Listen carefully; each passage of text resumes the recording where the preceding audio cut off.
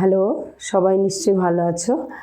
আজকে আমি তোমাদের চক্রবৃদ্ধি সুদ মানে পাটিগণিতের এই চ্যাপ্টারটা একটু করাবো। তোমাদের ফার্স্ট টার্ম এপ্রিলেই সব স্কুলেই মোটামুটি তা সরল সুদ আর চক্রবৃদ্ধি সুদ মনে হয় ম্যাক্সিমাম স্কুলেই আছে। তা সরল সুদ আশা করি সবাই বুঝেই যায়, কিন্তু চক্রবৃদ্ধি সুদটা অনেকের কাছে একটু টাফ মনে হয়, তাই আমি একটু ক্লিয়ার করার চেষ্টা করছি। ঠিক আছে, যদি তোমরা একটু ক্লিয়ার করতে পারো তাহলে আমার ভালো লাগবে। চক্রবৃদ্ধি সুদ আমাদের প্রথমে জানতে হবে যে চক্রবৃদ্ধি সুদ আর সরল সুদের মধ্যে পার্থক্যটা কী। ঠিক আছে, তো অ্যাকচুয়ালি সরল সুদের ক্ষেত্রে আমরা যে অ্যামাউন্টটাকে অ্যাকচুয়ালি মূলধন, এতদিন আমরা মূলধন শব্দটা আমরা জেনেছি, যেটাকে আসল টাকাও বলা হয়। ঠিক আছে, মূলধন বা আসল, অর্থাৎ যে টাকাটা ধরো কোনো ব্যাংকে আমি জমা রাখলাম, কিংবা ব্যাংক থেকে ধার নিলাম, কিংবা অনেক সময় আউটসাইড মানে বাইরের লোকের কাছ থেকেও ধার ফার নেওয়া হয়, সেখানে হয়তো ইন্টারেস্টটা বেশি দিতে হয়, সেটাকে বলা হয় মূলধন বা আসল। এবার সরল সুদের ক্ষেত্রে এই আসলটা কিন্তু আমাদের একই থাকে, অর্থাৎ তুমি 500 টাকা যদি রাখো, সেটা 10 বছরের জন্য যদি রাখো, এই 500 টাকার ওপরেই কিন্তু তোমাকে সবসময় সুদ দেবে। কিন্তু চক্রবৃদ্ধি সুদের ক্ষেত্রে যেটা হয় সেটা হচ্ছে 500 টাকা ধরো তুমি 1 বছর পরে 1 ইয়ারের পরে তুমি ধরো 50 টাকা সুদ পেলে, তাহলে পরের বছরে কিন্তু তোমার আসলটা চেঞ্জ হয়ে যাবে, এই 500 টাকা আর এই 50 টাকা, অর্থাৎ পরের বছর আসলটা কিন্তু তোমার তখন 550 টাকা হয়ে যাবে। অর্থাৎ নেক্সট ইয়ার তোমাকে কিন্তু এই 550 টাকার উপরে আবার ইন্টারেস্ট দেবে। এই হচ্ছে আমাদের চক্রবৃদ্ধি সুদ। ঠিক আছে, তার মানে চক্রবৃদ্ধি সুদের ক্ষেত্রে আসলের পরিবর্তন ঘটে, কিন্তু 1 বছরের মধ্যে চক্রবৃদ্ধি সুদ আর সরল সুদটা আমাদের মোটামুটি সমান থাকে। ঠিক আছে, এবার কোনো কোনো ক্ষেত্রে আমাদের 6 মাস অন্তর অন্তর সুদ নেয়, সেক্ষেত্রে আমাদের একটা আলাদা নিয়ম আছে। আবার কোনো কোনো ক্ষেত্রে বছরে 4 বার নেয়, সেক্ষেত্রে আমাদের আলাদা নিয়ম আছে। এবার এর ফর্মুলার উপরে সাধারণত বেস করে আমরা অঙ্কগুলো করি। আমাদের সরল সুদের ক্ষেত্রে আমরা ইন্টারেস্টটা ডাইরেক্ট বের করেছি, কিন্তু এখানে আমাদের ডাইরেক্ট ইন্টারেস্ট বেরোয় না, আগে আমাদের অ্যামাউন্ট বলতে সুদ আসলটা বেরোয়, যেটা আমরা এ দিয়ে প্রকাশ করি।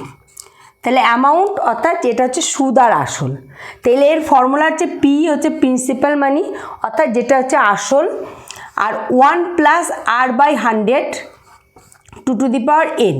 এই n হচ্ছে আমাদের তোমার সময়টাকে মানে করে, যেমন সরল সুদের ক্ষেত্রে টি আর চক্রবৃদ্ধি সুদের ক্ষেত্রে আমাদের n করা হয়। আর হচ্ছে তোমার ইন্টারেস্ট, যেটা আর কি ইন্টারেস্ট নেয় সেই ইন্টারেস্ট। আমি প্রথমে তোমাদের উদাহরণের এক্সাম্পলের থেকে কিছু করাচ্ছি, যেগুলো করে দেওয়া নেই সেখান থেকে করাচ্ছি। ধরো প্রয়োগ 4, আচ্ছা 4 থেকে আমি 3টা করাচ্ছি। বলছে বার্ষিক 5% চক্রবৃদ্ধি সুদের হারে 1000 টাকা 2 বছরের সমূল চক্রবৃদ্ধি। তাহলে সমূল চক্রবৃদ্ধি কথাটার মানে কি? সমূল চক্রবৃদ্ধি মানে সুদ আর আসল। এই সমূল চক্রবৃদ্ধিটা কত হবে সেটা আমাকে বের করতে হবে। তার মানে সমূল চক্রবৃদ্ধি মানে সুদ আর আসল আমাদের কত হবে সেটা বের করতে হবে। তাহলে সুদ আর আসল মানে এটাই আমাকে বের করতে হবে। তাহলে এখানে কি কি দিয়েছে? 5% চক্রবৃদ্ধি সুদের হারে, অর্থাৎ আর এর মানটা হচ্ছে 5। আর কি বলেছে? তোমার 1000 টাকার, তাহলে 1000 টাকাটা কি? 1000 টাকা হচ্ছে প্রিন্সিপাল মানি, অর্থাৎ আসল বা মূলধন। আর হচ্ছে আমাদের 2 বছর, 2 বছরটা হচ্ছে সময়। তাহলে এইগুলো শুধু জাস্ট এখানে আমাদের বসিয়ে দেবো, তাহলে আমাদের হয়ে যাবে। যেহেতু আমাদের সুদ আসলটাই চেয়েছে, অর্থাৎ সমূল চক্রবৃদ্ধি মানে সুদ আসলটাই আমাদের চেয়েছে, তাহলে এই ইকুয়াল টু আমাদের কি হবে? তাহলে পি হচ্ছে এখানে আমাদের 1000 টাকা, 1 প্লাস আরটা হচ্ছে আমাদের 5% বাই 100, আর এনটা আমাদের বলেছে 2 বছর। ঠিক আছে, তো তাহলে এক্ষেত্রে আমাদের এইটার ক্যালকুলেশন করতে হবে। এখানে আমাদের যদি একটু কাটাকাটি যায়, কাটাকাটি করেও নিতে পারো, নাও করে নিতে পারো, পরে গিয়েও একবারে কাটাকাটি করতে পারো। তাহলে এখানে অ্যাকচুয়ালি আমাদের তাহলে কি হচ্ছে 1000, এখানে যদি আমাদের 100 যদি লসগু হয়, তাহলে এটা 100 প্লাস 5 হবে। তাহলে আমাদের কি হচ্ছে 1000 ইন্টু 105 বাই 100, 105 বাই 100। এই 105 বাই 100, 105 বাই 100 আমি দুবার কেন লিখলাম? যেহেতু এটার আমাদের স্কোয়ার রয়েছে। ঠিক আছে? তো তাহলে আমাদের এবার কেটে দিচ্ছি, তাহলে এখানে একটা জিরো একটা জিরো, এই একটা জিরো একটা জিরো, এই একটা জিরোর সঙ্গে এই একটা জিরো কেটে দিলাম। তাহলে আমাদের 5 দিয়ে এটা আমরা পুরোটা কাটবো না, কেন বলো তো? আমি 5 দিয়ে ইচ্ছে করলে এটার সঙ্গে এটা কাটাকাটি করতে পারি, সেক্ষেত্রে আমাদের এখানে কি থাকবে, 2 থাকবে। 2 দিয়ে কিন্তু এটা পুরো কোনোটাই ডিভাইড হবে না, কারণ 10 দিয়ে ডিভিশন করাটা আমাদের সোজা, সেই জন্য আমাদের 10 দিয়ে ডিভিশন করব বলেই আমরা এটাকে আর কাটাকাটি করব না। তাহলে 105 আর 105 আমি মাল্টিপ্লাই করছি, মাল্টিপ্লাই করে কত যাচ্ছে দেখছি, 5 5 25, 5 আর এখানে 0 0 0 আর এখানে 5 0 1, মানে 5 2 10 1 1, তাহলে আমাদের আসলো কত, 11025/10। এবার 10 দিয়ে যখন ডিভাইড হয় আমাদের পয়েন্টের পরে একটা ডিজিট থাকবে। যদি এটা 100 দিয়ে ডিভাইড হতো পয়েন্টের পরে দুটো ডিজিট রাখতে হতো। যদি 1000 দিয়ে ডিভাইড হয় মানে 1000 দিয়ে, তাহলে পয়েন্টের পরে আমাদের 3টে ডিজিট থাকতে হবে। তাহলে 10 দিয়ে ডিভাইড মানে তাহলে আমাদের পয়েন্টের পরে একটা ডিজিট থাকবে, মানে পয়েন্টের পরে শুধু 5 করব। কিন্তু এদের টাকা পয়সা অঙ্কে আমাদের পয়েন্টের পরে অ্যাকচুয়ালি যেটা থাকে ওটা পয়সা থাকে, আর পয়সার ঘর আমাদের একা রাখতে হয় না, সেই জন্য এখানে আমার একটা 0 দিতে হবে। অর্থাৎ সুদ আসল কত হবে, সুদ আসল হবে 1102 টাকা 50 পয়সা। সেই রেখেছিল কত, 1000 টাকা, সে সুদ আসল পেল হচ্ছে 1102 টাকা 50 পয়সা। তাহলে আসল সে মানে সুদ কত পেল, তাহলে এই 1000 থেকে এটা মাইনাস করে দিলে আমাদের হয়ে গেল। তাহলে চক্রবৃদ্ধি সুদ যদি বের করতে বলতো, এটা যেহেতু চক্রবৃদ্ধি সুদ বের করতে বলেনি, আমাদের সমূল চক্রবৃদ্ধি বের করতে বলেছে। তাহলে চক্রবৃদ্ধি সুদ যদি আমাদের বের করতে বলতো, তাহলে চক্রবৃদ্ধি সুদ আমাদের কি করে বের করতে হতো, চক্রবৃদ্ধি সুদ আমাদের এইটার থেকে আসলটাকে আমাদের মাইনাস করে দিতে হতো। মাইনাস তাহলে 1000 করলে আমাদের কত হচ্ছে তোমার 102.50 টাকা। যদি সুদ আমাকে বের করতে বলতো তখন ওই সুদ আসল থেকে আসলটাকে আমাদের বিয়োগ করে দিতে হতো। ঠিক আছে, তাহলে এই হচ্ছে আমাদের ফর্মুলা, এটা একটা ফর্মুলা। ঠিক আছে, আমি আর একটা ফর্মুলা আমাদের এবার ধরো অনেক সময় টাইম বের করতে দেয়, অর্থাৎ এন এর ভ্যালু বের করতে দেয়, রেট অফ ইন্টারেস্ট বের করতে দেয়, অর্থাৎ আর এর মান বের করতে দেয়, সেক্ষেত্রে অঙ্কগুলো আবার একটু আলাদা করতে হবে। তারপরে প্রয়োগ 5-এ আছে 3 বছরের চক্রবৃদ্ধি সুদটা আমি কীভাবে বের করতে হয় বলেই দিয়েছি। মানে এই টাইপের অঙ্কগুলো আমি একই টাইপের অঙ্ক করাবো না। ঠিক আছে, প্রয়োগ 6টা একটু দেখো। প্রয়োগ 6টা বলছে 6 মাস অন্তর সুদ আসলের সঙ্গে যুক্ত হয়। এই যে 6 মাস অন্তর, তাহলে 6 মাস অন্তর মানে তাহলে বছরে কবার দিতে হচ্ছে, বছরে হচ্ছে 2 বার, তাহলে সুদ দেবে হচ্ছে বছরে 2 বার। তখন আমাদের ফর্মুলাটা হবে a = p × 1 + r বাই এটা 200 হয়ে যাবে, 100-এর জায়গা 200 হয়ে যাবে, আর ওপরে 2n হবে। যদি এটা 6 মাস অন্তর মানে বছরে 2 বার, তাই 2n আর এখানে 200। যদি 3 মাস অন্তর হতো, 3 মাস অন্তর মানে বছরে 4 বার, তখন এটা 4n হতো আর এটা হচ্ছে 400 হতো। যদি ধরো 4 মাস অন্তর হতো তাহলে বছরে 3 বার, তখন এখানে 3n হতো আর এখানে 300 হতো। এইটাই হচ্ছে আমাদের ফর্মুলা। ঠিক আছে, তো এইবার এখানে আমাদের বলেছে তোমার 10% সুদের হার আর 8000 টাকা হচ্ছে তোমার মানে আসল, আর 1.5 বছর দিয়েছে হচ্ছে তোমার সময়টা। তাহলে এই যে 1.5 বছরটা যে সময় দিয়েছে, তাহলে p × 1 + আর কত দিয়েছে, আর হচ্ছে আমাদের 10% মানে 10, ও পিটাও দিয়ে দিয়েছে 8000 বাই 200, এখানে 2 × 1.5 বছর মানে 1.5 বছর মানে হচ্ছে 3/2 হয়। 1.5 বছর মানে আমাদের 3/2 হয়, অর্থাৎ n এর জায়গাটাতে আমি 1.5 বসালাম। এবার 1.5 ভাঙালে এটা এখানে 2টা আমাদের কেটে গেল, আর এখানে একটা জিরো কেটে দিই, তাহলে আমাদের ক্যালকুলেশনটা একটু ছোট হয়ে যাবে। তাহলে এটা আমাদের 8000, এটা আমাদের 20 হচ্ছে এলসিএম হবে, আর এখানে 20 + 1, এখানে আমাদের ইয়েতে থাকবে পাওয়ারে 3 থাকবে। তাহলে আমাদের কত হচ্ছে 8000 × 21/20, এটা আমরা 3 বার লিখব, যেহেতু মাথার পাওয়ারটা কিউব আছে সেই জন্য এটা আমাকে 3 বার এইভাবে লিখে দেবো। ঠিক আছে, তো তাহলে আমাদের এখানে 3টে জিরো 8-এর সঙ্গে কেটে দিলাম। সব সময় দেখবে জিরোগুলো যদি কাটো না আমাদের কাটাকাটিটা অনেক ইজি হয়ে যায়, সেই জন্য জিরোগুলো আমাদের কেটে দেওয়ার চেষ্টা করব।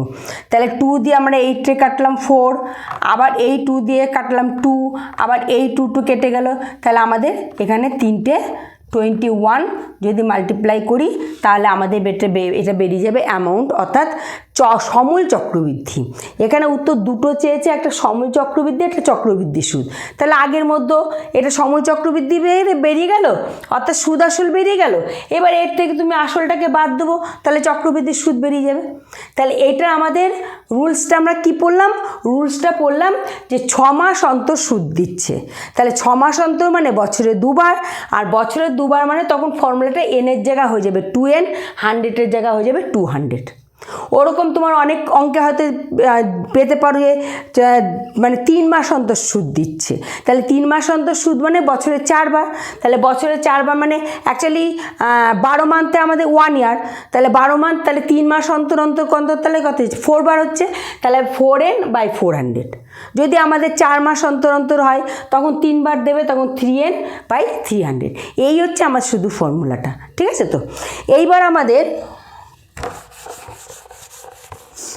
তাহলে এই আর একটা রুলস আমরা পড়লাম, চক্রবৃদ্ধির সুদ আর সমূল চক্রবৃদ্ধি। এবার আসল একটা বের করার মানে ইয়েটা দেখি, এটাও তাই দিয়েছে চক্র। হ্যাঁ, এই এখানটা একটা 3 মাস অন্তর প্রয়োগতে আটে আছে, 3 মাস অন্তর দেহ সুদ, ঠিক আছে? এটা একটুখানি আমি করে দিচ্ছি কারণ এখানে সময়টা 9 মাস দিয়েছে, ঠিক আছে? এখানে হচ্ছে প্রয়োগ 8, প্রয়োগে 8-এ বলছে 3 মাস অন্তর। তাহলে 3 মাস অন্তর যখন বলেছে তখন আমাদের ফর্মুলাটা কী হবে? 1 প্লাস তোমার 8/300, না 3 মাস অন্তর মানে বছরে 4 বার, তাই তো? তাহলে আমাদের 400 আর এটা হচ্ছে 4n।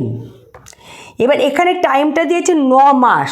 9 মাস মানে হচ্ছে ওটাকে বছর করে নিতে হবে, মাস দিক দিন দিক ওগুলোকে বছর করে নিতে হবে। মাস দিলে পরে 12 দিয়ে ডিভাইড করলে আমাদের বছর হয়ে যাবে, দিন দিলে 365 দিয়ে ভাগ করলে ডিভাইড মানে বছর এসে যাবে। এইটা আমাদের করে নিতে হবে। এখানে প্রিন্সিপাল মানিটা দিয়েছে 10,000 আর 1 প্লাস আর দিয়েছে রেট অফ ইন্টারেস্ট 8 দিয়েছে বাই 400, আর এখানে 4 × 9 মাস যেহেতু দিয়েছে তাহলে 9/12, ঠিক আছে? 9 মাস মানে হচ্ছে 9/12। তাহলে 9 মাস ছিল ওটাকে বছর করলাম, বছর করার জন্য 12 দিয়ে ভাগ করে দিলাম। তাহলে এখানে 4 দিয়ে 3 × 4 = 12, 3 × 3 = 9, তাহলে পাওয়ারে কি এসে গেল? পাওয়ারে 3 এসে গেল, ঠিক আছে? তাহলে এখান থেকে আমাদের ওই আগের মতনই ক্যালকুলেশনটা আমাদের করে নিতে হবে। এখানে তুমি ইচ্ছে করলে কাটতে পারো, নাও কাটতে পারো, না কাটাটাই এখানে বেটার হবে, কারণ কাটলে পরে আবার 5×8 = 40 এরকম চলে আসবে। এখানে 400 আমাদের এলসিএম হবে, তাহলে 400 + 8 আর এখানে 3, তাহলে 10,000। যেভাবে ক্যালকুলেশনটা আমি আর করবো না, ঠিক আছে? ক্যালকুলেশনগুলো তো নিজেরা করে নিও। 408/400 × 408/400 × 408/400, কারণ এখানে যেহেতু পাওয়ারটা 3 আছে, ঠিক আছে? তো তাহলে এই যে আমি দেখো এখানে 400গুলো কাটলাম না বলে জিরোগুলো কাটতে আমাদের শুরু হবে। এই দুটোর সঙ্গে দুটো কেটে দিলাম, আবার এই দুটোর সঙ্গে আমি এই দুটো কেটে দিলাম। তাহলে এখানে 4 রইলো, 4 দিয়ে এটাকে কেটে যাবে। এই যে 4 × 1 = 4, 0, 4 × 2 = 4, আবার এটা 4 দিয়ে কেটে যাবে, 4 × 1 = 4, 0, 4 × 2 = 4, আবার এটা 4 দিয়ে যদি কাটে এটা 400 হয়ে যাবে, 100 হয়ে যাবে। এটা 4 × 1 = 4, 0, 4 × 2 = 4। আর কাটাকাটি না করে ওই 3টে মাল্টিপ্লাই করে, যেহেতু 100 দিয়ে ডিভাইড হবে, আর 100 দিয়ে ডিভাইড হওয়া মানে পয়েন্টে পরে দুটো ডিজিট রাখবো, ঠিক আছে? তো তাহলে ওটা আমাদের কী বেরোবে? সমূল চক্রবৃদ্ধি। তাহলে এখানে আমাদের অ্যান্সারটা কী চেয়েছে? শুধু চক্রবৃদ্ধির সুদটা চেয়েছে। তাহলে চক্রবৃদ্ধির সুদ এই 10,000, তোমার এটা তো সমূল চক্রবৃদ্ধি মানে সুদ আর আসল বেরিয়ে গেল অ্যামাউন্ট। এর থেকে আমি এই প্রিন্সিপাল মানি অর্থাৎ 10,000টা মাইনাস করবো, তাহলে আমাদের চক্রবৃদ্ধির সুদটা বেরিয়ে যাবে, ঠিক আছে? তো তাহলে এই অঙ্কটা আমি করলাম, যেহেতু 9 মান্থ দিয়ে দিয়েছে একে, ওটাকে ইয়ার করে নিয়ে যে করতে হবে সেটা বোঝানোর জন্য। এবার প্রয়োগ 9-এ আমি করাচ্ছি, ঠিক আছে? তো এখানে বিভিন্ন টাইপের অঙ্ক হয়, সেই প্রত্যেকটা টাইপ আমি এক একটা করে একটুখানি দেখিয়ে দিচ্ছি, কারণ সামনেই তোমাদের এক্সাম, ঠিক আছে? তো এখানে আমাদের প্রয়োগ 9-এ মানে 3,000 টাকা আসল দিয়েছে, এটা 3 বছরের জন্য রাখবে, কিন্তু প্রত্যেকটা বছরেই সুদের পার্সেন্টেজটা আলাদা আলাদা দিয়েছে। প্রথম ইয়ারের পার্সেন্টেজটা 4%, সেকেন্ড ইয়ারের 5%, থার্ড ইয়ারের পার্সেন্টটা হচ্ছে 6%। যেহেতু আমাদের পার্সেন্টটা আলাদা করে দিয়েছে, এবার সেজন্য আমাদের 1 ইয়ার করেই আমাকে বের করতে হবে। তাহলে প্রথম আমি বলেছিলাম যে 1 ইয়ারের পরে যে আমরা অ্যামাউন্টটা পাবো সেটাই কিন্তু নেক্সট ইয়ারের প্রিন্সিপাল মানি হয়ে যাবে, ঠিক আছে? তাহলে প্রথম ক্ষেত্রে আমরা কি করছি, প্রথম ক্ষেত্রে a is equal to p into 1 plus r by 100 2 to the power n। n মানে এখানে 1 ইয়ার ধরবো, কারণ এখানে 3টে ইয়ার 3 বছরের জন্য লিখেছে, যেহেতু 3টে বছরে আলাদা আলাদা সুদের হার দিয়ে দিয়েছে, সেই জন্য আমাকে 1 ইয়ার করে করেই আমাদের বের করতে হবে। তাহলে প্রথম ক্ষেত্রে আমাদের অ্যামাউন্টটা কত দিয়েছে, ওরা প্রথমে রেখেছিল 3,000 টাকা। 1 প্লাস প্রথম ইয়ারে তার ছিল 4%, তাহলে 4/100, তাহলে এখানে 1, তাহলে 1 থাকলে আমাদের বসালেও হয়, না বসালেও হয়, ঠিক আছে? তো তাহলে অ্যাকচুয়ালি 3,000 ইন্টু 104 হবে, কারণ 100 এখানে 100 প্লাস 4 মানে 104 হবে। তাহলে এখানে দুটো আমি কেটে দিলাম, তাহলে নিচে কিছু রইল না। আমি এই 30টাকে বসিয়ে দিয়ে 3 দিয়ে আমি এটাকে মাল্টিপ্লাই করে দেবো। 3 4 যা 12 আর 1 3 0 1টা বসে যাবে 3। তাহলে এইটা হচ্ছে আমাদের প্রথম ইয়ারে অ্যামাউন্টটা বেরোলো। আমি কি বলেছিলাম যে 1 বছর পরে আমরা যে সুদ আসলটা পাই সেটাই নেক্সট ইয়ারে গিয়ে আমাদের আসল হয়।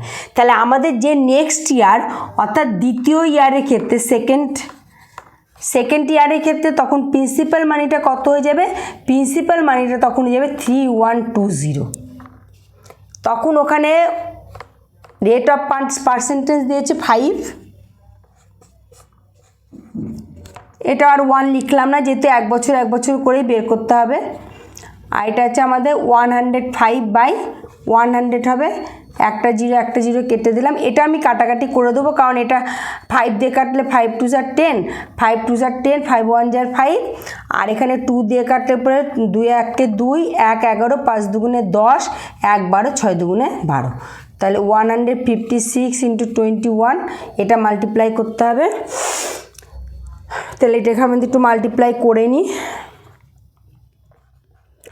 1 দিয়ে 6 5 1, 6 2 = 12, 5 2 = 10, 1 11, 1 হাতে থেকে 1, 2 1 2 1 3, তাহলে 6 7 2 3, অর্থাৎ 3276। তাহলে প্রথম বছর সে 3,000 টাকা রেখেছিল, 1 বছরে তার হয়েছিল 3,120 টাকা। তাহলে পরের বছর এই 3,120 টাকার উপরেই আবার 5% সুদ পেয়েছে, তখন গিয়ে তার টাকাটা দাঁড়িয়েছে এইটা। এবার থার্ড ইয়ারে আমাদের এই টাকাটাই হবে তার প্রিন্সিপাল মানি। তাহলে থার্ড ইয়ারের ক্ষেত্রে মানে তৃতীয় ইয়ারের ক্ষেত্রে আমাদের প্রিন্সিপাল মানিটা কত হবে, আমাদের এইটা হবে প্রিন্সিপাল মানি, অর্থাৎ 3276 আমাদের 1 প্লাস এখানে থার্ড ইয়ারে 6% দিয়েছে হচ্ছে আমাদের রেট অফ ইন্টারেস্ট। তাহলে 3276 ইন্টু এটা 106/100, এটা একটু কাটাকাটি করতে হবে। আর কাটাকুটি যদি না করি এটা মাল্টিপ্লাই করে 100 দিয়ে করে দিতে পারো। আচ্ছা, এখানে আমাদের আনসারটা কী চেয়েছে, সুদে আসলেই চেয়েছে, বলেছে 3 বছর শেষে রোকেয়া বিবি সুদে আসলে কত টাকা জমা দেবে। তাহলে এইটা যেটা বেরোবে এটাই বেরোবে সুদে আসলে কত টাকা, মানে এইটা আমাদের ক্যালকুলেট করে এটা মাল্টিপ্লাই করে নিয়ে 100 দিয়ে ডিভাইড করে দেওয়া, এটাই হবে সে সুদে আসলে মোট কত টাকা দেবে। যদি আমাদের সুদ চেত তাহলে এটা মানে করে আমি দিতাম, যেহেতু সুদে আসলে চেয়েছে বলে ওটা আর আমি করলাম না, কারণ এটাই হবে সুদে আসলে সে কত টাকা দেবে। যদি শুধু সুদ চাবে তখন আমাদের কোনটা বাদ দিতে হবে বলো তো, এটা সুদ আসল তো। যদি আমাদের সুদ চেত আমাদের এই যেটা বেরোলো এর থেকে মাইনাস যে প্রথম 3,000 টাকাটা রেখেছিল সেটাকে আমাদের মাইনাস করতে হতো, করে নিয়ে সেইটা আমাদের বেরোতো, মানে এইটার থেকে আমাদের এই টাকাটাকে মাইনাস করলে আমাদের সুদটা বেরোতো। ঠিক আছে? তো এটা আমাদের ক্যালকুলেশনটা অনেকটা বড় বলে আমি আর কিছু করলাম না, তোমরা এই ক্যালকুলেশনটা করে নিও। তাহলে আমাদের যেহেতু উত্তরটা আমাদের সুদে আসলেই চেয়েছে, তাহলে আমাদের সেই সুদে আসলে এই লাস্ট ইয়ারে সে এই মানে 3 বছর ধরে এইভাবে 1 ইয়ার করে এটা যেটা বেরোবে এটাই হবে তার লাস্ট সুদ আসল। এবার যদি শুধু সুদটা চেত তখন এই সুদ আসল থেকে সে 3000 টাকা প্রথমে রেখেছিল ওটাই কিন্তু তার আসল, ওইটা আমাদের এর থেকে মাইনাস করে দিতে হতো। ঠিক আছে? তো তাহলে ক্যালকুলেশনগুলো করে নিও। তাহলে আমাদের এইটা আর একটা টাইপ আমরা করলাম, যেখানে 3টে ইয়ারের জন্য রেখেছে, যেহেতু সুদের হারটা 3টে ইয়ারে আমাদের আলাদা আলাদা পার্সেন্টেজ দিয়েছে, সেই জন্য আমাকে আলাদা আলাদা 1 ইয়ার করেই আমাদের 3 বছর বের করতে হলো। ঠিক আছে? তো এবার আমরা 10-এর প্রয়োগ 11-র একটা অঙ্ক করাচ্ছি। ঠিক আছে? তো সেখানে আমাদের মানে প্রিন্সিপাল মানিটা দিয়েছে হচ্ছে আমাদের 10,000। আর তোমরা না এগুলো লেখার সময় না লিখে দেবা যে আসল, ধরো পি লিখছো শুধু তাই লিখবে না, আসল বলে ব্র্যাকেটে পি দিয়ে ইজুকাল টু 10,000 লিখে দেবা। মানে যখন লিখবা বড় অঙ্কের ক্ষেত্রে তখন কিন্তু এগুলো একটু লিখে দেওয়া উচিত।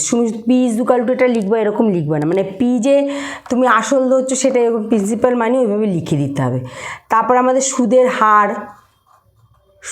হার যেমন আর এটা ইজুকাল টু দিয়েছে হচ্ছে আমাদের 4%, আর দিয়েছে হচ্ছে আমাদের সময়টাকে এন দিয়ে আমরা করি চক্রবৃদ্ধি সুদে 2/1/2, এটা বছর। এই 2/1/2 বছর মানে 2 বছর প্লাস হাফ বছর। এবার ম্যাম এইভাবে কেন লেখা হলো? অ্যাকচুয়ালি আমাদের চক্রবৃদ্ধি সুদের ক্ষেত্রে আমাদের যে ফর্মুলাটা, অর্থাৎ একসঙ্গে আমরা সুদ আসল বের করার ফর্মুলাটাকে লিখি। সুদ আসলটা আমরা এ ধরি অ্যামাউন্ট, যেটা আমাদের লিখতে হয় P into 1 plus r/100 to the power n। তাহলে এনের জায়গায় আমাকে এই আড়াইটা বসাতে হবে। তাহলে এনের জায়গায় যদি আড়াইটা বসাই এটা ফ্র্যাকশান হয়ে যাচ্ছে, মানে পূর্ণ সংখ্যা হয়ে যাচ্ছে, মানে তোমার হচ্ছে মিক্স ফ্র্যাকশন হয়ে যাচ্ছে, যেখানে আমাদের বা পাওয়ারটা যদি ওরকম থাকে সেখানে আমাদের ক্যালকুলেশন করা সম্ভব হবে না। কখন আমরা এই আড়াইটা বসে করবো এনের জায়গায়? যদি ওই যে বললাম না 6 মাস অন্তর, এর আগের বার করালাম 6 মাস অন্তর সুদ দিচ্ছে, কিংবা 3 মাস অন্তর, কিংবা 4 মাস অন্তর, সেই সব অঙ্কের ক্ষেত্রে তুমি যদি আড়াই বসিয়ে দাও অলরেডি কাটাকাটি করে না পাওয়ারটা পূর্ণ সংখ্যা এসে যাবে। কিন্তু এখানে এরকম কোনো কথা লেখা নেই, সেজন্য এখানে আমরা 2 বছরের পুরো সমূল চক্রবৃদ্ধি মানে সুদ আসলটাকে বের করে নেব। এবার 2 বছরের সুদ আসল যেটা হবে সেটাই কিন্তু তার উপরে হাফ বছরের একটা সরল সুদ বের করব। তাহলে হাফ বছরের সরল সুদ কেন বের করব? তো এটা তো চক্রবৃদ্ধি সুদের অঙ্ক, কারণ 1 বছরের মধ্যে সরল সুদ আর চক্রবৃদ্ধি সুদের পরিমাণটা সমান হয়। এই কারণে আমাদের হাফ বছরের চক্রবৃদ্ধি সুদও যা হবে সরল সুদও তাই হবে। তাই আমরা হাফ বছরের ক্ষেত্রে আমরা সরল সুদটাকে বের করে নিলে ওটাই চক্রবৃদ্ধি সুদ পাবো। ঠিক আছে? তো এই কারণে আমরা 2 বছরের আমরা চক্রবৃদ্ধি সুদ মানে চক্রবৃদ্ধি সুদ না, আমরা 2 বছরের সুদ আসলটা বের করে নিচ্ছি।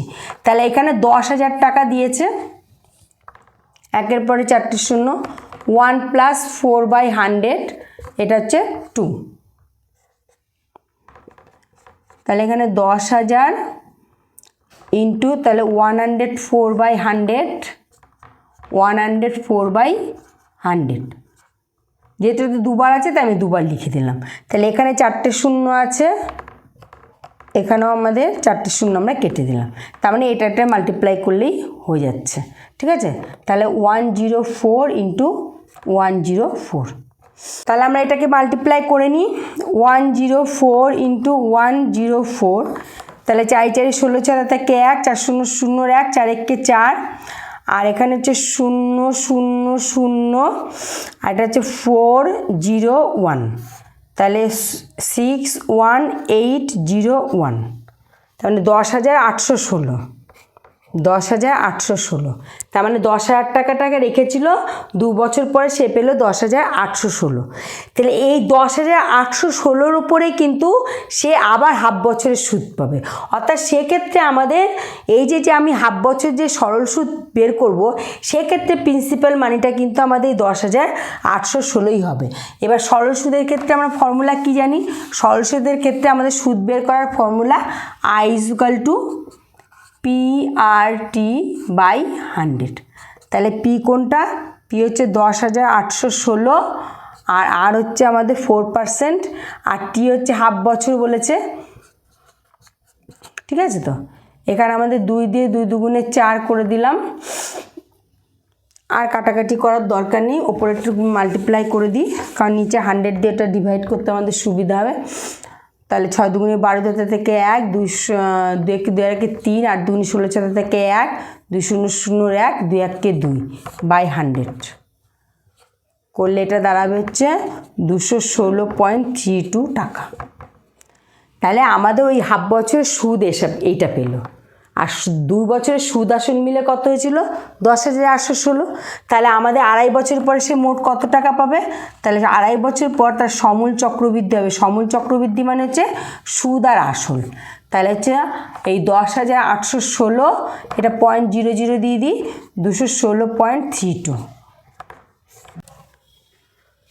মানে 11,032 টাকা 32 পয়সা। তাহলে এইটা সে পাবে সমূল চক্রবৃদ্ধি, মানে সুদ আর আসল মিলিয়ে। তাহলে এবার যদি শুধু চক্রবৃদ্ধি সুদটা চায়, তাহলে চক্রবৃদ্ধি সুদ চেলে আমাদের এইটার থেকে ওই প্রথমে সে যে টাকাটা রেখেছিল সেইটা কিন্তু মাইনাস করতে হবে। তাহলে প্রথমে সে 10,000 টাকা রেখেছিল, তাহলে এইটার থেকে আমাদের চক্রবৃদ্ধি সুদ বের করতে গেলে আমাদের এখান থেকে আমাদের 10,000 টাকাটাকে আমাদের